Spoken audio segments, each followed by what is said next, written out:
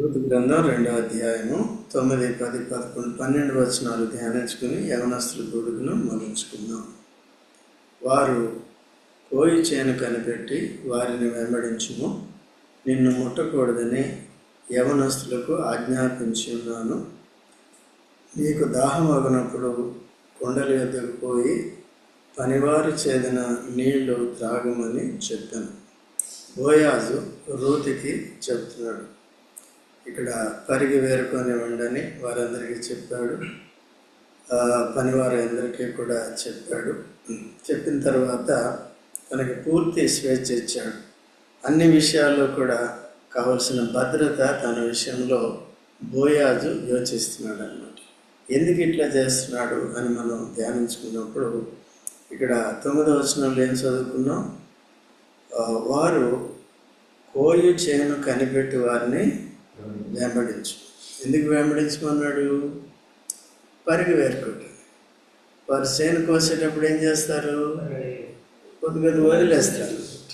వదిలేసినప్పుడు దాన్ని ఏం చేయాలి? సో ఏరుకునే దాంట్లో శ్రద్ధ ఉండాలా వద్దా? చెప్పింది ఇప్పుడు దేవుడే మనకి చెప్పాడు, వాక్యాన్ని చదవమని, వాక్యాన్ని వినమని. మరి చదవాలా వద్దా? రూతు ఒకవేళ అలా చేయలేదనుకో, మనలాగా ఇంట్లో పడుకుందనుకో, ఏమవుతుంది? ఆహారం తన అత్తను కూడా పోషించలేదు. కానీ రూత్ అటువంటిదా? ఎంతో శ్రద్ధ కలిగి, ఎంతో భక్తి కలిగి, ఎంతో క్రమశిక్షణ కలిగింది, ఎంతో బాధ్యత కలిగింది. కాబట్టి ఈ అవకాశం వచ్చినప్పుడు, ఈ అవకాశం ఒక ధనవంతుడు తన పొలంలో తన గురించి యోచించి తన భద్రతకు కావలసినంతా కూడా చేస్తూ అంత శ్రద్ధ తీసుకుంటున్నప్పుడు ఏం చేయాలి? మన విషయంలో కూడా రూతు వంటి వాళ్ళమే, మనం కూడా పరాయి వారమే కదా. అంతకుముందు ఇశ్రాయేలుతో సాకువాళ్ళము కాదు. యేసుక్రీస్తు ప్రభు ఏకంగా మన కొరకు సిలువలో ప్రాణం పెట్టి మరణాన్ని జయించి ఈ సువార్త ద్వారా మనకు బయలుపరిచి క్రీస్తుని అంగీకరించడం ద్వారా మన పాపాన్ని క్షమించి మన పౌర హక్కును మార్చాడు. మన పౌరస్థితి ఎక్కడ? అంతకుముందు నరకంలో ఉండేది, ఇప్పుడు ఎక్కడుంది? నరకం మంచిదా, పరలోకం మంచిదా? ఈ లోకం మంచిదా, పరలోకం మంచిదా? ఈ లోకంలో ఉన్నప్పుడు లోక సంబంధులకి వేరుగా ఉన్నారు. వారు చేసినట్టు మనం చేయకుండా మన క్రియలు క్రీస్తునందు పవిత్రంగా ఉండేటట్టుగా చేసుకోవాలి. ఓకేనా? అందుకనే ఈ స్త్రీని చూసినప్పుడు, అంటే పాత నిబంధన ఎప్పుడు కూడా భౌతికమైన విషయాలు చూపిస్తుంది. ప్రకృతి సంబంధమైన వాటి ద్వారా యేసుక్రీస్తు ప్రభు ఏం చేశాడంటే ఆత్మ సంబంధమైన విషయాల్ని నూతన నిబంధనలో ప్యారబుల్స్ ద్వారా, అంటే ఉపమానాల ద్వారా ఏం చేశాడు? చెప్పాడు, వివరించి చెప్పాడు. సో దీన్ని కూడా మనం పాత నిబంధనలో జరిగిన వీటిని మనం ఒక ఉపమానం కింద తీసుకోవాలి. తీసుకుని దేనికి తర్జుమా చేసుకోవాలి? పొలంలోకి వచ్చి మనం ఏరుకుంటున్నామా? తన సేవకులు విడిచిపెట్టిందని ఏం చేయాలి? ఇక్కడ తన సేవకుల ద్వారా దేవుడు మాట్లాడుతూ ఉంటాడు. వచ్చినప్పుడు పొలంలోకి రావాలి, దేవుని మందిరంలోనికి రావాలి, సమాజముగా కూడా మానకు. హెబ్రీ 10, 24, 25, 26 కలిసి ఉంటాయి. దాంట్లో ఉంటుంది సమాజముగా కూడా మానకుండా ఒకరినొకరు బుద్ధి చెప్పుకోవాలి. ఎందుకంటే యేసు ప్రభు రెండో రాకడ సమీపంగా ఉంటుంది కనుక దేవుని వాక్యం అనే పరిగణనను దినదినము కూడా ఏరుకోవాలి. దేవుని మందిరానికి రావాలి. మీరు ఇంటి దగ్గర చదువుకునేది చదువుకోవాలి. అర్థమైనంత వరకు అర్థమవుతుంది, లేనట్లయితే ఇక్కడికి వచ్చినప్పుడు కూడా మనకి ఇంకా బాగా అర్థమయ్యే అవకాశాలు ఉంటాయి. కాబట్టి దేవుని మందిరాన్ని మనం విడిచిపెట్టుకోవాలి. ఎవరిని వెంబడించాలి? ఆమెకి ఏమని ఆజ్ఞాపింపబడింది? బోయాజు చెప్పాడు, ఈ పొలంలోనే వేరే పొలంలోనికి ఉండకు. యేసుక్రీస్తు ప్రభు మనల్ని రక్షించి ఏ పొలంలో పెట్టాడు? ఈ పొలంలో పెట్టాడు. ఈ పొలంలోనే పక్క అక్కడికి వెళ్ళనవసరం ఉంటుంది. అందుకనే యోహాను సువార్త 9వ అధ్యాయంలో పుట్టు గుడ్డివాడిని యేసు ప్రభు ఏం చేశాడంటే ఇక బూడిద తీసుకుని తన ఉమ్మి వేసి దాన్ని బురదగా చేసి తన కళ్ళకి రాసి ఏం చేశాడు? సిలోయామున కోనేటికి వెళ్ళి కడుక్కోమన్నాడు. సో ఆ గుడ్డివాడు ఏం చేశాడు? ఉమ్మ వేసింది నాకొద్దు అన్నాడా? తగ్గించుకుని నా కళ్ళు తెరవబడితే చాలా. కాబట్టి ఆ ఉమ్మ వేసిన దాన్ని కళ్ళకి పెట్టినప్పుడు అసహించుకోలేదు. రెండోది, యేసుప్రభు చెప్పినట్టుగా ఎక్కడికి వెళ్ళాడు ఆ నీటితో కళ్ళు కడుక్కున్నాడు. వెంటనే ఏమొచ్చింది? చూసారు? ఎవరిని చూశాడు? యేసుప్రభుని చూశాడు. యేసుప్రభుని చూసే కళ్ళు కావాలి మనకి. ఆయనకి ఏ కళ్ళు వచ్చినాయి? ఎందుకు వచ్చినాయి? యేసుప్రభు చేత తన కళ్ళు తెరిపించుకున్నాడు కదా. కనపడటానికి ఇది ఉమ్మి అపవిత్రమైనప్పటికీ మనుషుల దృష్టిలో తనే పవిత్రంగా భావించి ఉమ్ములో కూడా, యేసుప్రభు ఉమ్ములో కూడా ఏముంది?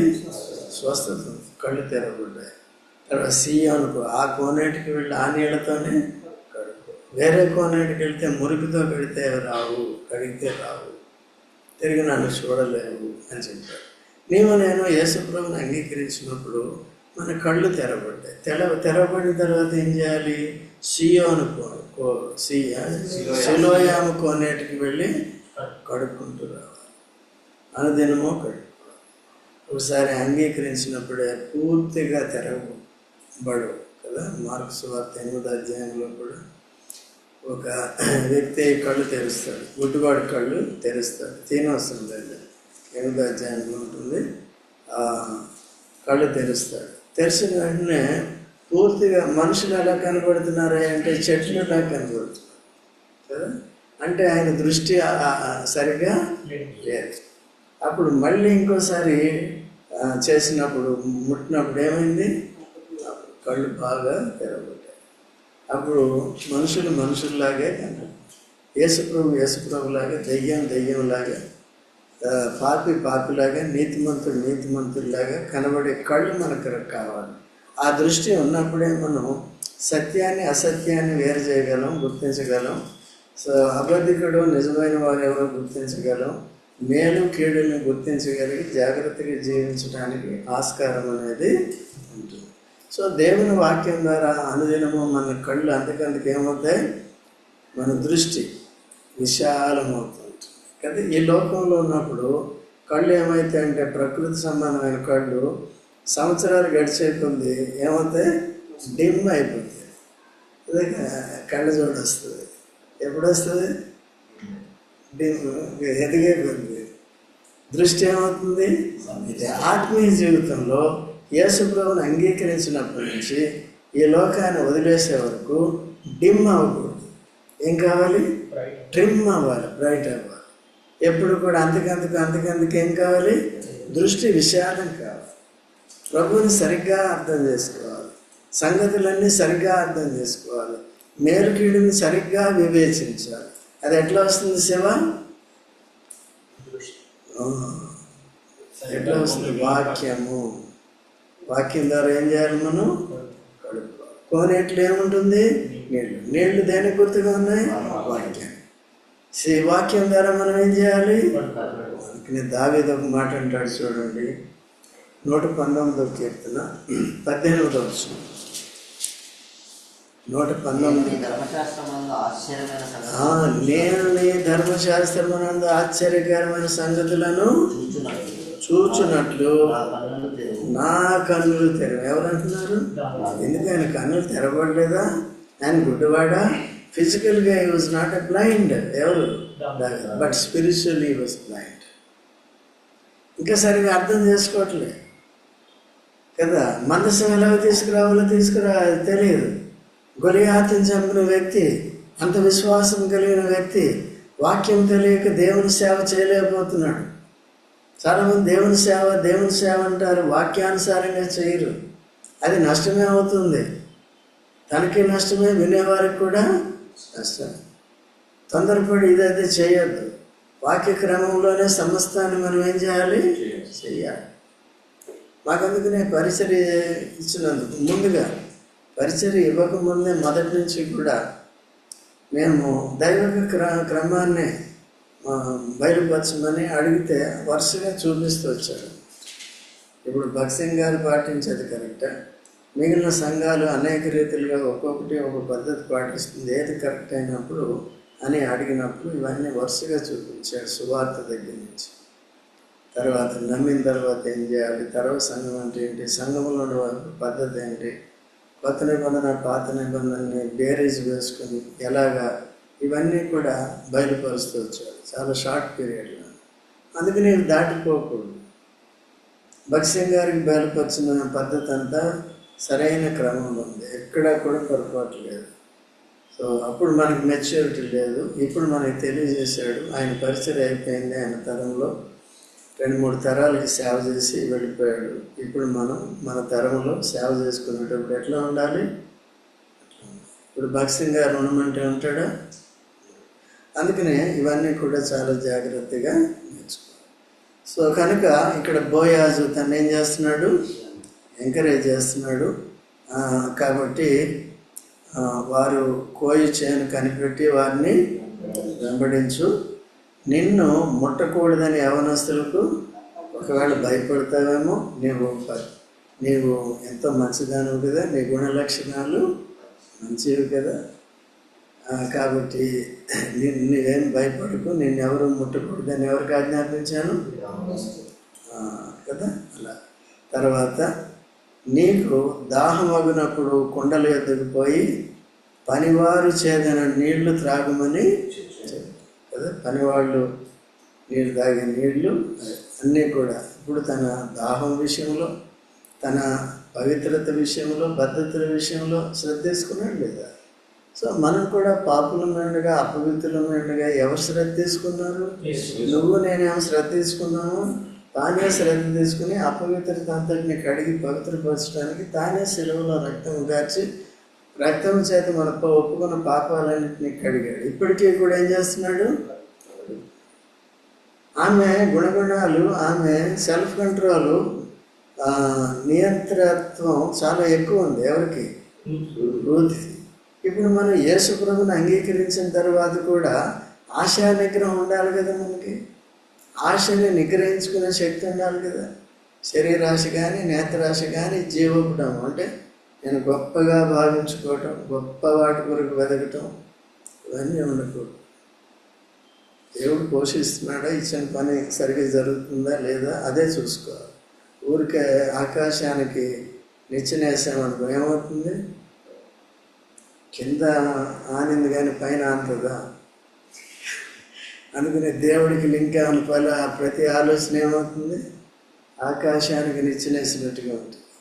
అట్లా ఉండకూడదు. ఓకే, యాకోబు వేశాడు ఏదంటే పరలోకానికి చేరింది. అది అక్కడ సపోర్ట్ ఉంది. నిచ్చెనకి ఎన్ని సపోర్ట్లు ఉండాలి? 2. బాటం అంటాం. అయితే మన దానికి ఎన్నిసార్లు బాటం ఉంటుంది కానీ టాప్ ఉండదు. టాప్ లేకపోతే ఏమవుతుంది? భూమి మీదకే రావాలి. కాబట్టి అలా లేకుండా చాలా జాగ్రత్తగా ఉండాలి. మనం కూడా రూతు వంటి మంచి గుణగణాలు, పవిత్రమైన ఆలోచనలు, స్వభావము ఉండాలి. ఈ లోకంలో ఉన్నప్పటికీ, అపవిత్రత చుట్టూ ఆవరించి ఉన్నప్పటికీ కూడా ఎలాగ ఉండాలి? రూతు వంటి ఆశా నిగ్రహం మనకి ఉండాలి. ఒకవేళ మనకి శరీరంలో అది పనిచేస్తున్నప్పటికీ కూడా దేవుడు హెచ్చరించినప్పుడు పవిత్రులుగా ఉండండి, వారి జోలికి వీరి జోలికి పోకుండా అన్నప్పుడు మనం ఏం చేయాలి? నియంత్రించుకోవాలి.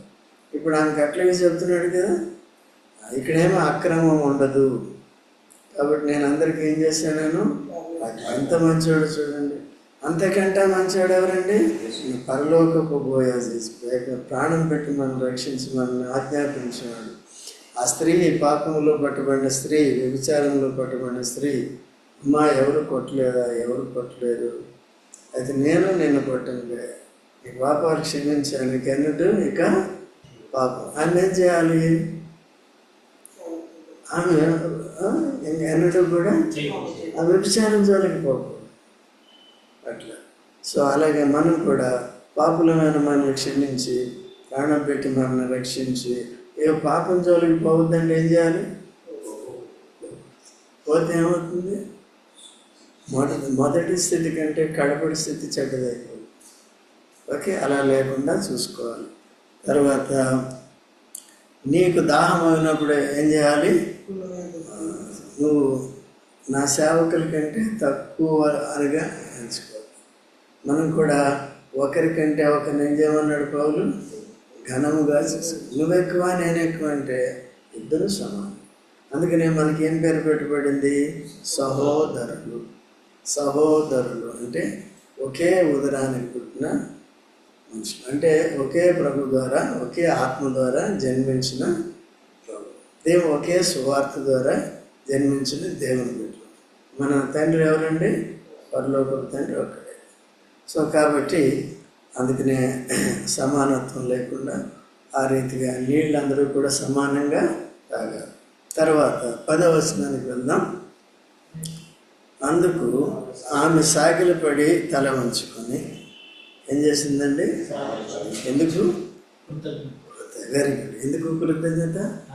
ఇంత భద్రత, ఇంత ఏర్పాట, ముక్కు ముఖం తెలియని దాన్ని.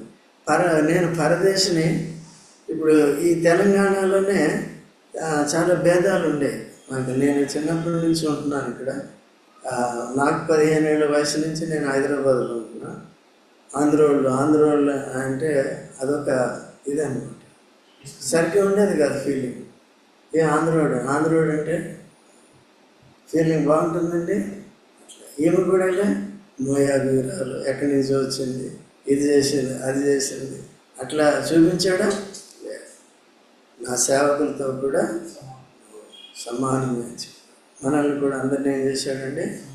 అందరితో, నమ్మిన వారు అందరితో ఐక్యపరిచాడు. పెద్ద లేదు, చిన్న లేదు. తర్వాత అందరికి సాగిలు కూడా ఏం చేసింది? ఆరాధన చేసింది. మనం కూడా ఎందుకు చేయాలి? ఇదే రీతిగా యేసు ప్రభు ఇంకా మనకు అధికంగా చూపించాడు. దాన్ని బట్టి ఏం చేయాలి? ఎప్పుడు ఆరాధించాలి? దేవుని మారుది. ఇంకా ఎప్పుడు ఆరాధించాలి? ఆదివారం ఎప్పుడు రావాలి? ఆదివారం ఎప్పుడు రావాలి? 10 గంటలకు రావాలి. పాటలతో ఆరాధన. తర్వాత వాక్యం నేర్చుకుని వాక్యానుసారంగా వ్యక్తిగతంగా కూడా ఆరాధన చేయాలి. ఇది వ్యక్తిగతం కదా. ఇప్పుడు ఏమి జరిగిన మేలంతా వ్యక్తిగతం కదా. అట్లా తర్వాత సాగిలి పడి తల వంచుకొని ఏం చేసింది? ఏమి తెలిసి పరదేశమైన నా యందు లక్ష్యం ఉంచినట్లు నీకు కటాక్షము కలిగిన అని. చూడండి ఎంత మంచి. దీన్నే సరైన కృతజ్ఞత, సరైన ఆరాధన, సత్యముతో కూడిన ఆరాధన కదా. నిజంగా ఇటువంటి మేలు పొందామని గ్రహింపే మనకు ఉండదు. అందుకనే దాన్ని మనం పోల్చుకున్నప్పుడు మనకు అర్థం కదా. రూతు విషయంలో మనం ఎవరి ప్లేస్లో పెట్టుకోవాలి? రూతు ప్లేస్లో. రూతు వంటి వారిలో కదా ఆత్మీయంగా మనం. అయితే యేసు ప్రభు ఏకంగా ప్రాణం పెట్టి రక్షించి పరలోకానికి వారసులుగా సంఘము సహవాసం ఇచ్చి సేవకులను నియమించి పరిశుద్ధాత్మ ద్వారా తన కార్యాలు జరిగిస్తున్నప్పుడు ఏం చేయాలి? మనం కూడా కృతజ్ఞత కలిగి. ఎవరికి కృతజ్ఞత కలిగి ఉండాలి? యేసుక్రీస్తు ప్రభు. అట్లా ఈమె ఎవరికి కృతజ్ఞత కలిగి ఉంది? 11వ వచనం. నీవు నీ తల్లిదండ్రులను నీ జన్మభూమిని విడిచి ఇంతకు ముందు నీవు ఎరగని జనమునొద్దకు కదా. మన జన్మభూమి ఏది? ఇక్కడ భారతదేశం, లేకపోతే ఈ లోకం. ఇప్పుడు మనం ఏ లోకానికి వెళ్ళడానికి ఇష్టపడుతున్నాం? పరలోకానికి ఇష్టం. పరలోకానికి వెళ్ళటానికి ఇష్టపడుతున్నాం. అందుకని బైబిల్లో ఏముందంటే మన విషయంలో 1 పేతురు 2వ అధ్యాయం 11వ వచనంలో మనం ఎవరమంట? మనకు పరదేశులు యాత్రికులు. మనం ఎవరు? పరదేశులు యాత్రికులు. ఎప్పుడైతే యేసు ప్రభువును నమ్ముకున్నామో ఈ దేశం మనకి పరదేశం. ఎప్పుడైతే రూతు మోయాబును విడిచి అతనితో కూడా యోధా బెత్లెహేముకి వెళ్ళిందో, ఇశ్రాయేలు దేశానికి వెళ్ళిందో, ఇశ్రాయేలుతో సహపౌరురాలు అయిపోతుంది. వాళ్ళందరూ ఏం చేస్తున్నారు? అంగీకరిస్తున్నారు. ఇంకా బోయాజే పెళ్లి చేసుకున్నాడంటే ఇంకెవరు? ఆమెది ఇంకా 100% నేషనల్. ఓకేనా? తర్వాత ఏం చూసావు? కాబట్టి ఏమంటున్నాడు ఇక్కడ? ఎన్నో వచనం? 11. నీవు నీ తల్లిదండ్రులను నీ జన్మభూమిని విడిచి ఇంతకుముందు నీవు ఎరగని జన్మనొద్దకు. మనం కూడా అంతే కదా, మనం ఒకరి మొక్కలు ఒకరు తెలుసా? నువ్వెక్కడో నేనెక్కడో, మనల్ని అందరినీ ఏం చేశాడు? ఇది ఎంత ఆశ్చర్యం అండి! ఇలాగ ఎవరైనా కలుసుకుంటారా? అందులోకి మనం ఎప్పటికీ కలుసుకుంటాం. వేరే దగ్గర ఉన్నప్పటికీ, గుళ్ళు గోపురాలు ఉన్నప్పటికీ ఒకరొకరి సంబంధం. అయితే సంఘంలో ఒకరికొరకు ప్రార్థన చేసుకుంటాం, కలిసి పరిచర్య చేస్తాం, కలిసి ప్రార్థన చేస్తాం, కలిసి వాక్యం వింటాం. ఇది ఎన్ని రోజులు వింటాం? ఎప్పటికీ వింటాం. ఈ మందిరంలో ఉన్నంతకాలం. మళ్ళీ వేరే పొలంలోకి వెళ్ళిపోతేనే ప్రాబ్లం. కొంతమంది ఏం చేస్తారు? ఇక్కడ అయిపోయింది పరిగెరుకోవటం, ఎక్కడికి వెళ్తాం. అట్లే ఇప్పుడు కూడా ఏరుకోవాలి. అర్థమవుతుందండి. తర్వాత 12వ వచనం. యెహోవా నీవు చేసిన దానికి ప్రతిఫలం ఇచ్చును. ఇశ్రాయేలీయుల దేవుడైన యెహోవా రెక్కల క్రింద సురక్షితంగా నుండునట్లు నీవు వచ్చితివి. ఆయన నీకు సంపూర్ణమైన బహుమానం ఇచ్చిందని చూసారా? సంపూర్ణమైన బహుమానం అంటే ఫ్యూచర్ కూడా. ఆయనకేం చేస్తున్నాడు? ఇప్పుడు వరకే శాంపుల్, తన దగ్గరికి వచ్చి భద్రత దొరికింది. ఇంకేం చేస్తున్నాడు? ఇశ్రాయేలు దేవుడైన యెహోవా రెక్కల కింద ఆశ్రయానికి వచ్చావు, ఆయన నిన్ను దీవిస్తాడు. సంపూర్ణమైన బహుమానం. సంపూర్ణమైన బహుమానం అంటే ఏంటి?